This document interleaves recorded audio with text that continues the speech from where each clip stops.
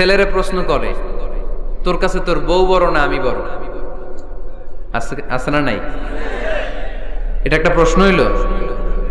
তোর বউ বড় না আমি বড়? দুইজনেই বড়। তা এক ছেলে সুন্দর উত্তর দিছে, আমার কাছে ভালো লাগছে উত্তরটা শুনে।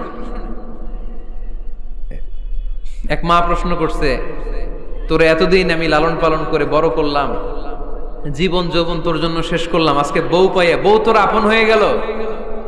এবার ছেলে উত্তর দিছে, মা, আমার মুখ থেকে মা ডাক শোনার জন্য তুমি কি কষ্টটাই না করছো জীবনে।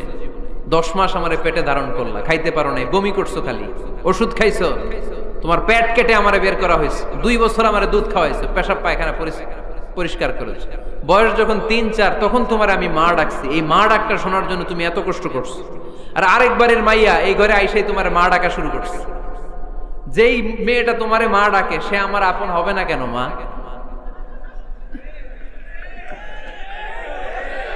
ঠিক কিনা? এই মা ডাক শোনার জন্য তুমি